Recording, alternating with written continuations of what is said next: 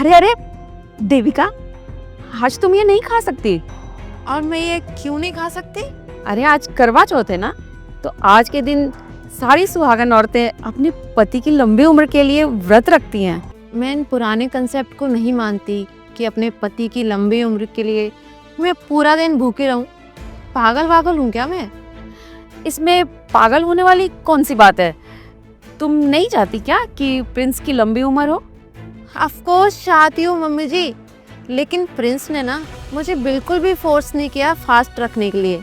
मैं भी आपके पति ने आपको फोर्स किया फास्ट रखने के लिए, क्योंकि उनकी जो सोच है पुराने जमाने के ख्याल रखते हैं वो। देखो, तुम्हें व्रत रखना है रखो, नहीं रखना है मत रखो, लेकिन इन सब के बीच में मेरे पति को लाने की कोई जरूरत नहीं है। आई बात समझ में? मम्मी जी, मुझे भी ना कोई शौक नहीं है आपके सो कॉल्ड पति के बारे में बात करने की। मैं बस इतना चाहती हूँ कि मेरी और मेरे पति की जिंदगी में ना कोई भी इंटरफेरेंस ना हो। So I will be happy. तुम्हें क्या लगता है तुम बहुत ज्यादा मॉडर्न हो?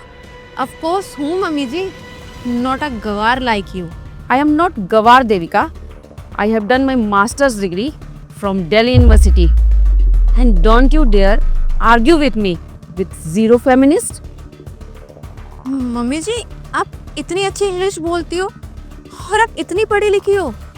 लगता नहीं है ना देखकर, लेकिन अगर किसी को जताना ही पड़ जाए कि हम कितने पढ़े लिखे हैं तो क्या खाक पढ़े लिखे हैं?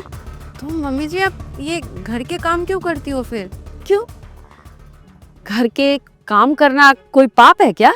जो उंगलियां कंप्यूटर के कीबोर्ड पे चलती हैं, वही उंगलियां अगर घर के छोटे मोटे कामों में लग जाएं तो उंगलियां टूट जाएंगी क्या?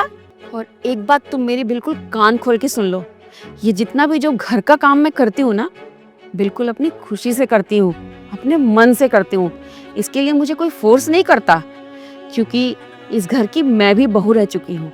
तो ये बहू का कर्तव्य है ये सब करना। और तुम्हें पता है, मुझे अपने पति के पैर छूने में कभी भी शर्म नहीं आई, और ना ही मेरे पति को कभी मेरे पैर छूने में शर्म आई है।